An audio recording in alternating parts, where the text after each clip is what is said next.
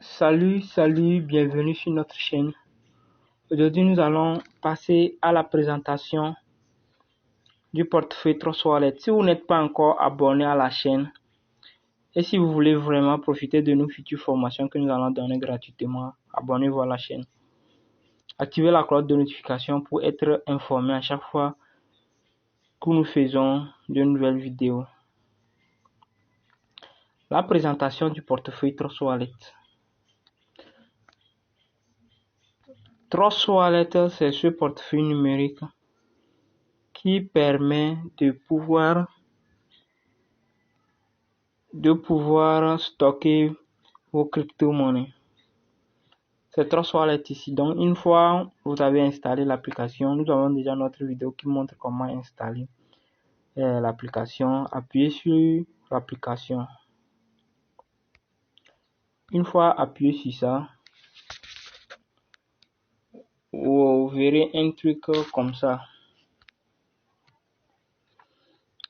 Alors,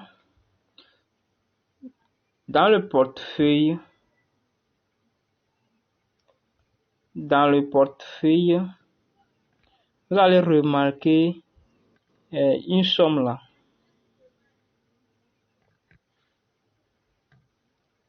Vous allez remarquer une somme qu'on écrit ici. C'est le nombre total de dollars ou bien la somme totale que vous avez dans le portefeuille. Là, sur envoyer, vous voyez envoyer, on appuie sur envoyer pour pouvoir envoyer les pièces et recevoir pour pouvoir recevoir les pièces. Envoyer pour pouvoir envoyer les pièces, recevoir pour pouvoir copier l'adresse de récupération pour pouvoir recevoir les pièces et acheter pour pouvoir acheter. Dans tout ce que vous êtes en train de voir ici, comme Smart Chain, le Bitcoin, tout ce que vous voyez comme Smart Chain, le Bitcoin dans le portefeuille, l'Ethereum, c'est les monnaies que nous avons. C'est les monnaies que nous avons dedans actuellement. Donc, si vous voulez intégrer une autre monnaie, c'est simple. Vous venez juste ici, vous appuyez ici, là. Donc, une fois vous appuyez là-bas, vous allez voir. Vous remarquez immédiatement que c'est les monnaies dont on a activé l'accès qui se font voir. Donc, de la même façon, il y a la barre de recherche ici. Vous tapez le nom de ce que vous voulez rechercher. Après avoir tapé le nom, ça va s'afficher. Une fois ça s'affiche, je vais faire l'exemple, vous allez voir. Vous devez avoir la connexion, bien sûr. Je vais taper Jules. Vous voyez que ça vient de venir. Donc, une fois que ça vient, vous allez activer. Vous allez activer ici en appuyant sur ça. Vous allez activer là-bas en appuyant sur ça. Vous voyez. Vous appuyez là-bas. Une fois appuyé, vous retournez. Donc, vous voyez qu'il vient de s'afficher dans la barre, dans le listing des monnaies que nous avons dans notre portefeuille.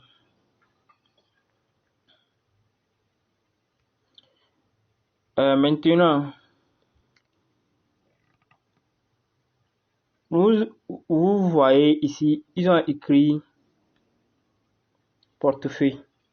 Là, vous êtes dans votre portefeuille. Il y a l'autre option qui est le DApps. Il y a l'autre option qui est le DApps. Appuyons sur ça. Donc, une fois que vous appuyez sur le DApps, c'est ici que vous pouvez faire les échanges entre les crypto-monnaies. Il y a les échangeurs qui s'affichent ici. C'est ici que vous pouvez faire échange.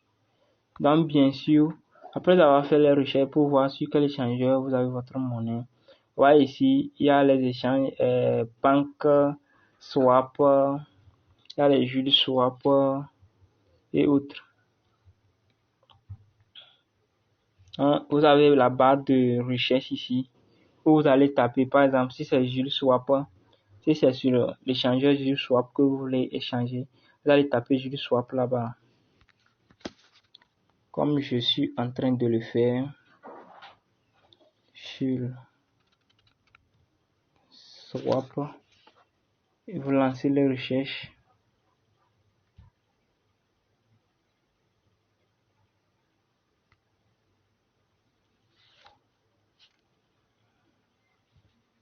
Vous connectez maintenant votre adresse. Vous voyez que ça vient de venir. Ça vient de venir. Donc, c'est ce qui sert, c'est ce que DApps sert à faire. Donc, c'est ici que nous voyons tous les échangeurs sur lesquels on peut faire l'échange entre les mondes. Ah, nous avons aussi DEX. Nous avons aussi DEX, toujours en bas, ici. Une fois appuyé sur ça, vous avez un truc comme ça. Quand ça s'affiche ici aussi, ça permet de faire l'échange. Il y a des swap et les échanges aussi de l'autre côté ici.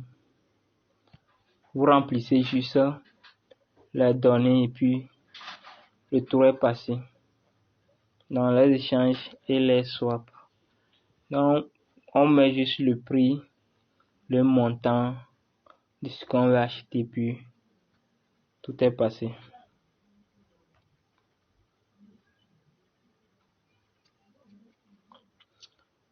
Maintenant, après le DEX, nous avons paramètres. Notre paramètre qui est ici. Une fois appuyé sur les paramètres, vous voyez, ça nous donne les différents paramètres du portefeuille. Nous avons le portefeuille. Là-bas, si vous créez d'autres portefeuilles à base de votre portefeuille de base, vous allez voir quand on appuie sur portefeuille, je vais le faire, vous allez voir. Vous voyez, nous avons plusieurs types de portefeuilles. Donc, j'ai plusieurs portefeuilles. Ce n'est que pour j'ai créé ceci juste pour pouvoir expliquer les trucs aux gens. C'est pourquoi il n'y a pas vraiment, je n'ai pas mis quelque chose vraiment dedans là. Donc, c'est tous les portefeuilles que j'ai dans mon truc. Donc, c'est ce que sert le portefeuille à ce niveau. Et mode sombre. Mode sombre qui est ici. Pour pouvoir, si vous appuyez sur ça, vous activez le truc. C'est pour pouvoir rendre votre portefeuille en mode sombre. Vous voyez un peu. Donc, c'est de la même façon pour revenir sur mode clair. On appuie toujours sur ça. Ça demande le mot de passe et les trucs là. Et puis, ça passe. Vous voyez. Maintenant, pour la sécurité, il y a la sécurité ici pour pouvoir travailler sur la sécurisation de votre portefeuille, les mots de passe et autres. La notification pour pouvoir être alerté, la référence pour pouvoir avoir les références et autres. Alors, c'est ça. À base de votre portefeuille, si vous pouvez rejoindre les communautés de centre d'aide, tweets du portefeuille pour pouvoir être à jour des informations qui sont véhiculées. Merci pour l'intérêt, partagez, abonnez-vous, faites des commentaires pour ce que vous voulez de l'avant qu'on vous présente et aussi partagez à vos amis. Merci. Merci.